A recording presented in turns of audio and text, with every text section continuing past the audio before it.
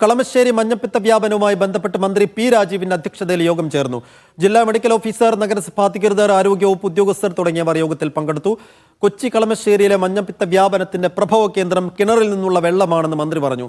ഗൃഹപ്രവേശന ചടങ്ങിനായി ഒത്തുകൂടിയ സ്ഥലത്ത് നിന്നാണ് രോഗവ്യാപനം എന്നാണ് പ്രാഥമിക കണ്ടെത്തൽ.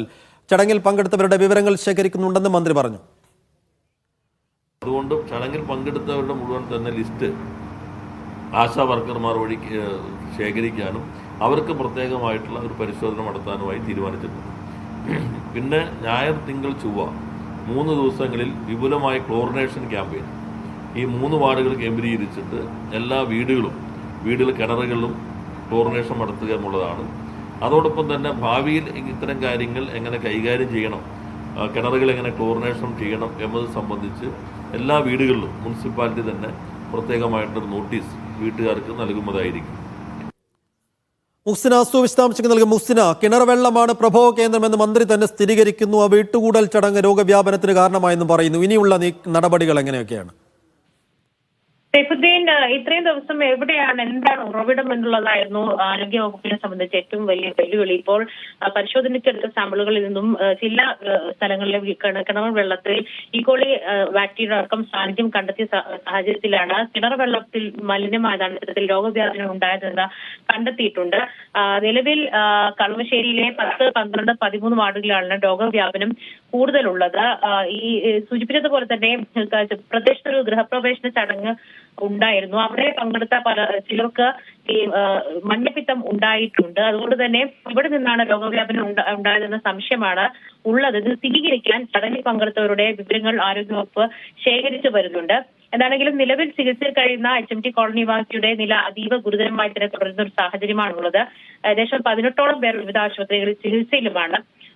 കഴിഞ്ഞ നവംബർ മാസം മുതൽ പലയിടങ്ങളിലായി മഞ്ഞപ്പിത്ത ബാധ റിപ്പോർട്ട് ചെയ്തിരുന്നെങ്കിലും ഡിസംബർ ആദ്യ ആഴ്ച പിന്നിട്ടതോടെയാണ് ഇത്തരത്തിൽ വലിയ രീതിയിൽ രോഗവ്യാപനം ഉണ്ടായിരിക്കുന്നത്. നിലവിൽ 15 പേരാണ് വിവിധ ആശുപത്രികളിൽ ചികിത്സയുള്ളതെന്നും 1 മാസത്തിനിടെ 30 പേർക്ക് രോഗബാധ ഉണ്ടായി എന്നുമാണ് ഔദ്യോഗികമായിട്ടുള്ള കണക്ക്. പക്ഷേ കൃത്യമായ കണക്കുകൾ നിലവിൽ 15 പേർ ആശുപത്രിയിലുണ്ട്. പക്ഷേ ആ ഗൃഹപ്രവേശന ചടങ്ങിൽ എത്ര ആളുകൾ പങ്കെടുത്തു, ഇതിന്റെ വ്യാപനത്തിന്റെ ഒരു രീതി അത് ഒരു ഫൈനലൈസ് ചെയ്യാൻ അധികൃതർക്ക് സാധിച്ചിട്ടുണ്ടോ? അപ്പം ഏതൊക്കെ ഭാഗങ്ങളിലേക്ക് പടർന്നു എന്നുള്ള കാര്യത്തിൽ ഒരു പൂർണ്ണമായ അന്വേഷണം എപ്പോഴത്തേക്ക് പൂർത്തിയാകും മുഹ്സിന? സൈഫുദ്ദീൻ, പ്രധാനമായും ഈ HMT കോളനി തന്നെ നമ്മൾ എടുക്കുകയാണെങ്കിൽ അവിടെ 50 മീറ്റർ ചുറ്റളവിൽ തന്നെ ഒരു 10 രോഗിയെങ്കിലും മിനിമം ഉണ്ട് എന്നുള്ളതാണ്. നിലവിൽ 10, 12, 13 വാർഡുകളിലാണ് രോഗവ്യാപനം കൂടുതലുള്ളത്. ഈ പ്രദേശങ്ങളിലുള്ള ചില വീടുകളിലെ കിണർ വെള്ളത്തിലും ഈക്കോളി സാന്നിധ്യമുണ്ട്. അതുപോലെ തന്നെ ഈ ഗൃഹപ്രവേശനം നടന്ന സ്ഥലത്തെ വെള്ളവും ഈക്കോളി സാന്നിധ്യവും അതുപോലെ തന്നെ മലിനമാണ് എന്ന് കണ്ടെത്തിയിട്ടുണ്ട്. അതേപോലെ തന്നെ ഈ ചടങ്ങിൽ പങ്കെടുത്ത പലർക്കും തന്നെ മഞ്ഞപ്പിത്ത ബാധ ഉണ്ടായിട്ടുണ്ട്. ഒരേ സമയം അവിടെ പങ്കെടുത്ത ആളുകൾക്കും അതുപോലെ തന്നെ മറ്റിടങ്ങളിലെ ആളുകൾക്കും മഞ്ഞപ്പിത്തം ഉണ്ടായത് എല്ലാവരും ഇവിടെ ചടങ്ങിൽ പങ്കെടുത്തു എന്ന് സ്ഥിരീകരിക്കാൻ ആവുന്നതുമില്ല. അതുകൊണ്ട് തന്നെയാണ് ഈ പങ്കെടുത്ത ആളുകൾ ആരൊക്കെയാണ് അവരെ കണ്ടെത്തി അവരിൽ വിശദമായ പരിശോധന നടത്തി ഈ കാര്യത്തിൽ സ്ഥിരീകരണം ഉണ്ടാവുകയുള്ളൂ എന്ന് അധികൃതർ പറയുന്നത്.